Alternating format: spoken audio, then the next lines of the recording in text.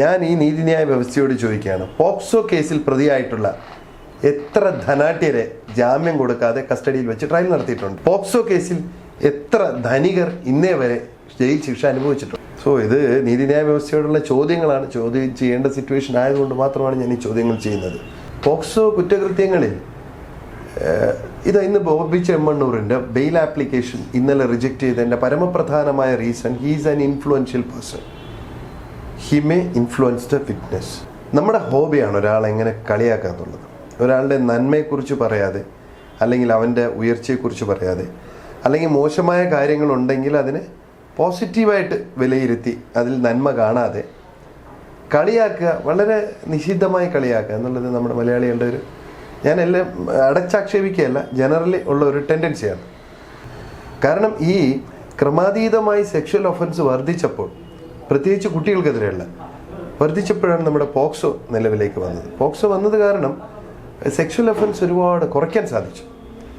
അപ്പോൾ നേരത്തെ പറഞ്ഞ ലൈംഗിക ചുവയുള്ള സംസാരം, ദ്വയാർത്ഥ സംസാരം, സമൂഹത്തിൽ മാന്യമായി സംസാരിക്കണം എന്നുള്ള വിഷയങ്ങളൊക്കെ ഈ പോക്സോയിലേക്ക് വരാണ്.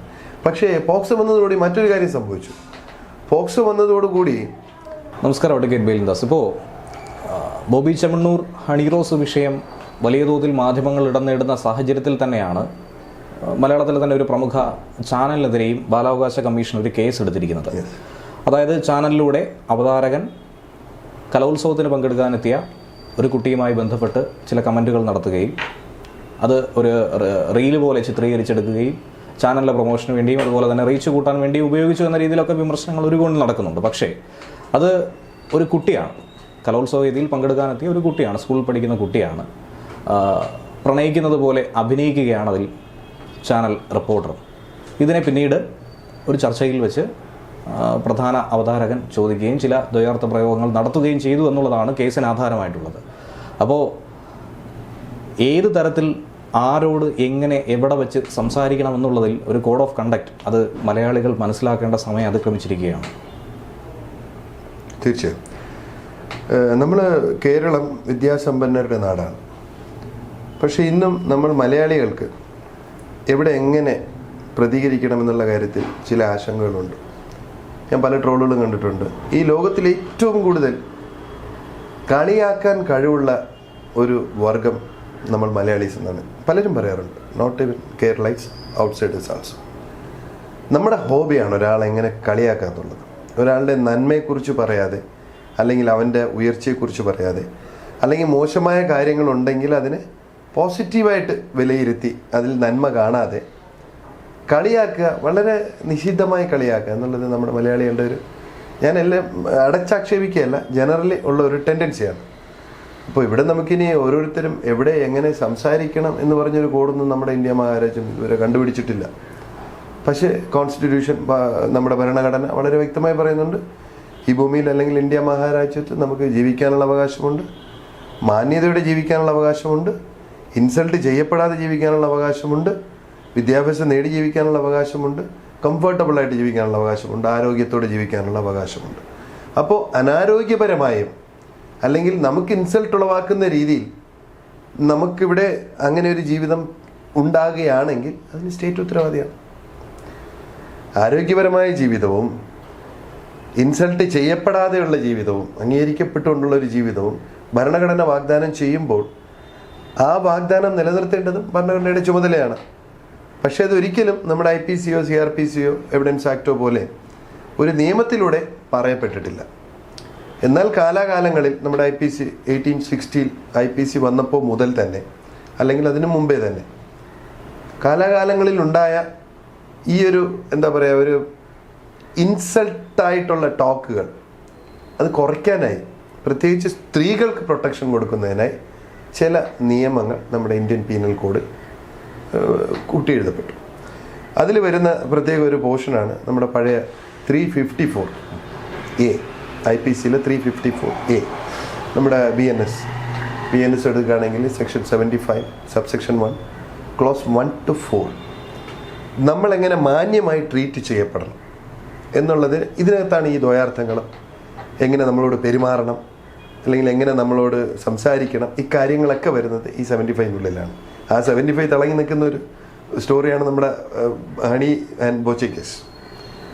അപ്പോൾ ആ 75-ന് 4 പാർട്ടായിട്ട് ഡിവൈഡ് ചെയ്തിട്ടുണ്ട്. ഒരു സ്ത്രീയെ എങ്ങനെ ട്രീറ്റ് ചെയ്യാം, അല്ലെങ്കിൽ അവരോടുള്ള പെരുമാറ്റം എങ്ങനെയായിരിക്കും, അവരുടെ അനുവാദമില്ലാതെ അവരുടെ ശരീരത്തെ തൊടാൻ പാടില്ല, അവരുടെ ശരീരത്തെ മോശമായ രീതിയിൽ വർണ്ണനം ചെയ്യാൻ പാടില്ല, ഈവൻ ശരീരത്തിലെ ഒരു ലൈംഗിക അവയവത്തെ വർണ്ണിക്കാൻ പോലും പാടില്ല.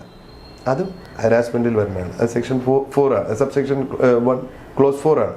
അതാണ് ഇപ്പോൾ അത്തരത്തിലുള്ള ഒരു മോശമായ സംസാരമാണ് ഇപ്പോൾ നമ്മുടെ അരുൺകുമാർ കേസിൽ വന്നിട്ടുള്ളത്. അതിനകത്ത് റിപ്പോർട്ട് കൂടെ ചോദിച്ചിട്ടുണ്ട് ബാലാവകാശ കമ്മീഷൻ. അപ്പോൾ അത് ഒരു പരിധി വരെ സ്ത്രീകളോട് എങ്ങനെ മാന്യമായി സംസാരിക്കാം, അല്ലെങ്കിൽ സമൂഹത്തിൽ എങ്ങനെ ദ്വയാർത്ഥ പ്രയോഗം നടത്താതെ മാന്യമായി സംസാരിക്കാമെന്ന് പറയുന്ന ചില സെക്ഷൻസാണ് ഈ 75 എന്ന് പറയുന്ന ഒരു ഏരിയ. ഇതുകൂടാതെ അങ്ങനെ പറയത്തക്ക സെക്ഷൻസ് കുറവാണ്, വളരെ കുറവാണ്. ഇനി ഇതിൽ ഏറ്റവും പ്രധാനമായിട്ടുള്ളത് മൈനറായിട്ടുള്ള ഒരു കുട്ടിയാണ് എന്നുള്ള ആരോപണം ഉയരുന്നുണ്ട്. അതായത് സ്കൂളിൽ പഠിക്കുന്ന കുട്ടിയാണ്, പരമാവധി +2 വരെ, എന്നിരുന്നാൽ പോലും 18 വയസ്സ് താഴെ ആയിരിക്കാമെന്നുള്ള അനുമാനമാണ്. അങ്ങനെയുള്ള കുട്ടികളോട് ഇത്തരത്തിലുള്ള പ്രയോഗങ്ങൾ നടത്തുകയും പ്രണയാഭ്യർത്ഥന നടത്തുകയും ഒക്കെ തന്നെ ചെയ്യുന്നത് കുറ്റകൃത്യമായി നമ്മുടെ സമൂഹത്തിൽ നോക്കിക്കാണാൻ സാധിക്കുന്ന ഒരു വിഷയമല്ലേ? അതെ, തീർച്ചയായും. ഈ IPC-യിൽ offence against woman, sexual offence against woman എന്ന് പറയുന്നതാണ് നമ്മുടെ ഈ 354 മുതൽ 376 വരെയുള്ള ഒരു പർട്ടിക്കുലർ ഏരിയ. അതിപ്പോൾ നമ്മുടെ BNS-ലേക്ക് വരുമ്പോൾ 71 മുതൽ തുടങ്ങാം. അതിൻ്റെ സെയിം പാരലൽ സെക്ഷൻസ് ആണ് നമ്മുടെ പോക്സോ ആക്ടിൽ 3 മുതൽ 11 വരെയുള്ളത്. അതിൽ സബ്സിക്വൻറ്റ് 9, 10, 11 വരുമ്പോഴേക്കും ഈ സെയിം 354-നെ കൺവേർട്ട് ചെയ്തിട്ടുള്ള സെക്ഷൻസാണ്. അവിടെ ഒരു പെൺകുട്ടിയോട് പ്രണയ അഭ്യർത്ഥന നടത്തുക, പെൺകുട്ടിയുടെ കൺസെൻറ്റോട് കൂടിയോ അല്ലാതെയോ എന്താ പറയട്ടെ ലൈംഗികമായി യുവതിയോട് സംസാരിക്കുക, കുട്ടിയെ പാരൻസിൽ നിന്ന് അകറ്റി എവിടെയെങ്കിലും കൊണ്ടുപോയപ്പോൾ നമ്മൾ സ്കൂൾ കുട്ടികൾ പണ്ട് കാലങ്ങളിൽ സ്കൂൾ കുട്ടികൾ വന്നിട്ട് ചിലപ്പോൾ മെഴുകുതിരി എത്തിക്കാൻ വെട്ടുകടക്ക് പോകുന്ന സിസ്റ്റം ഉണ്ടായിരുന്നു. എനിക്കൊക്കെ നല്ല ഓർമ്മയുണ്ട്. പക്ഷേ ഇന്ന് അങ്ങനെയൊന്നും പോകാൻ പറ്റില്ല. 18 വയസ്സ് തികയാത്ത കുട്ടിയെ ഒരു ക്ഷേത്രത്തിലോ അല്ലെങ്കിൽ ഒരു പള്ളിയിലോ അല്ലെങ്കിൽ മസ്ജിദിലോ അല്ലെങ്കിൽ ഒരു സിനിമയ്ക്കോ എവിടെ കൊണ്ടുപോയാലും പോക്സോ കേസിലകത്താണ്. അതിലൊരു സംശയമില്ല. കാരണം ഈ ക്രമാതീതമായി സെക്ഷൽ ഒഫൻസ് വർദ്ധിച്ചപ്പോൾ, പ്രത്യേകിച്ച് കുട്ടികൾക്കെതിരെയുള്ള വർദ്ധിച്ചപ്പോഴാണ് നമ്മുടെ പോക്സോ നിലവിലേക്ക് വന്നത്. പോക്സോ വന്നത് കാരണം സെക്ഷൽ ഒഫൻസ് ഒരുപാട് കുറയ്ക്കാൻ സാധിച്ചു. അപ്പോൾ നേരത്തെ പറഞ്ഞ ലൈംഗിക ചുവയുള്ള സംസാരം, ദ്വയാർത്ഥ സംസാരം, സമൂഹത്തിൽ മാന്യമായി സംസാരിക്കണം എന്നുള്ള വിഷയങ്ങളൊക്കെ ഈ പോക്സോയിലേക്ക് വരാണ്. പക്ഷേ പോക്സോ വന്നതോടുകൂടി മറ്റൊരു കാര്യം സംഭവിച്ചു. പോക്സോ വന്നതോടുകൂടി പാവങ്ങൾക്ക് ക്രൈം ചെയ്യാനുള്ള അവകാശം നഷ്ടപ്പെട്ടു പോക്സോ വന്നതോടുകൂടി. കാരണം 120, 200, 190, 80, 40 വർഷം ശിക്ഷയാണ് കൊടുക്കുന്നത്. പിന്നെ സാമ്പത്തികമായി കഴിവുള്ളവർക്കും രാഷ്ട്രീയ സ്വാധീനമുള്ളവർക്കും,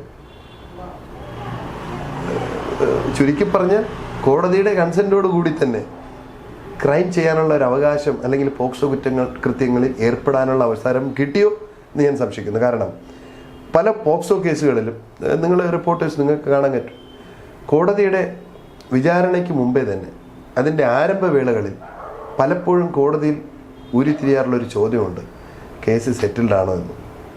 പോക്സോ കോടതിയിൽ അല്ലെങ്കിൽ പോക്സോ ആക്ടിൻ്റെ ഒരു പ്രൊവിഷനിലും ഒരു പരിധിയിലും വരാത്ത ഈ സെറ്റിൽമെൻ്റ് എന്നുള്ള വാക്ക് മുഴങ്ങി കേൾക്കുന്നത് പോക്സോ കോടതികളിലാണ്. അതുകൊണ്ട് തന്നെ അതിൻ്റെ അനന്തരഫലമായിട്ട് ഇന്ന് കേരളത്തിൽ അല്ലെങ്കിൽ ഇന്ത്യയിൽ തന്നെ പോക്സോ കേസിൽ ശിക്ഷിക്കപ്പെട്ടുള്ള ധനവാന്മാരോ അല്ലെങ്കിൽ പോക്സോ കേസിൽ ശിക്ഷിക്കപ്പെട്ടിട്ടുള്ള രാഷ്ട്രീയ സ്വാധീനമുള്ളവരോ അധികാരമുള്ളവരോ വളരെ വിരളമാണ്, വളരെ ചുരുക്കമാണ്.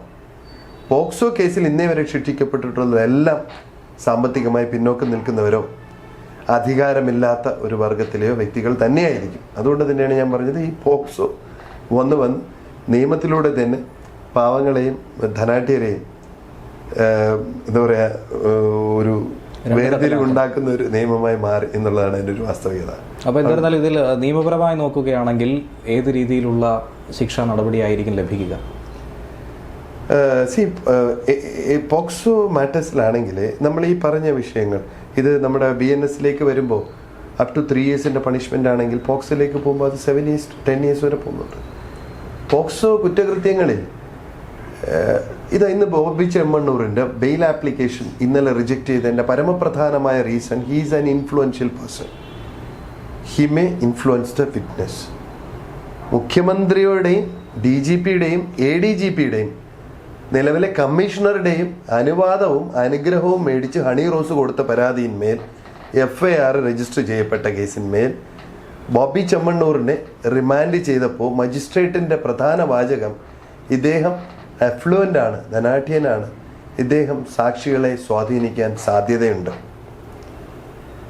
ഞാൻ ഈ നീതിന്യായ വ്യവസ്ഥയോട് ചോദിക്കുകയാണ്, പോക്സോ കേസിൽ പ്രതിയായിട്ടുള്ള എത്ര ധനാഢ്യരെ ജാമ്യം കൊടുക്കാതെ കസ്റ്റഡിയിൽ വെച്ച് ട്രയൽ നടത്തിയിട്ടുണ്ട്? പോക്സോ കേസിൽ എത്ര ധനികർ ഇന്നേ വരെ ജയിൽ ശിക്ഷ അനുഭവിച്ചിട്ടുണ്ട്? സോ ഇത് നീതിന്യായ വ്യവസ്ഥയോടുള്ള ചോദ്യങ്ങളാണ്. ചോദ്യം ചെയ്യേണ്ട സിറ്റുവേഷൻ ആയതുകൊണ്ട് മാത്രമാണ് ഞാൻ ഈ ചോദ്യങ്ങൾ ചെയ്യുന്നത്.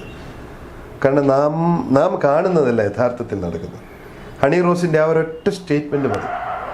ഈ FIR ഇന്നലെ എറണാകുളം സെൻട്രൽ പോലീസ് സ്റ്റേഷനിൽ മെനിഞ്ഞാന്ന് രജിസ്റ്റർ ചെയ്ത FIR, ഇന്നലെ ബോച്ച് അറസ്റ്റായ റിമാൻഡിലേക്ക് പോയ ആ FIR-ന്റെ സൂത്രധാരകർ ആരാണ് എന്ന് ഹണി റോസ് വളരെ വ്യക്തമായ ഇന്റർവ്യൂവിൽ തന്നെ പറഞ്ഞു കഴിഞ്ഞു. ഈ ലോകത്ത് ആരാണ് ഒരു FIS പോലീസ് സ്റ്റേഷനിൽ കൊടുക്കുമ്പോൾ മുഖ്യമന്ത്രിയോടും DGP-യോടും ADGP-യോടും പിന്നെ തുടർന്ന് കമ്മീഷണറോടും സ്ഥലം കമ്മീഷണറോടും അഭിപ്രായം എടുത്തിട്ട് FIS കൊടുക്കുന്നത്? സോ ഇതൊരു രാഷ്ട്രീയ നാടകം. എന്തായാലും സമൂഹത്തിന് നല്ലതാണ് ഈ ചാനലുകളിലെയും ഓപ്പൺ പ്ലാറ്റ്ഫോമുകളിലെയും സ്റ്റേജുകളിലെയും വഷളന്മാരുടെ ദ്വയാർത്ഥ ഭാഷ അല്ലെങ്കിൽ അത്തരത്തിലുള്ള മോശം ഭാഷാപ്രയോഗങ്ങൾ ഇതോടുകൂടെ നമുക്ക് സ്റ്റോപ്പ് ചെയ്യാൻ സാധിച്ചു എന്നുള്ളതാണ് സത്യം.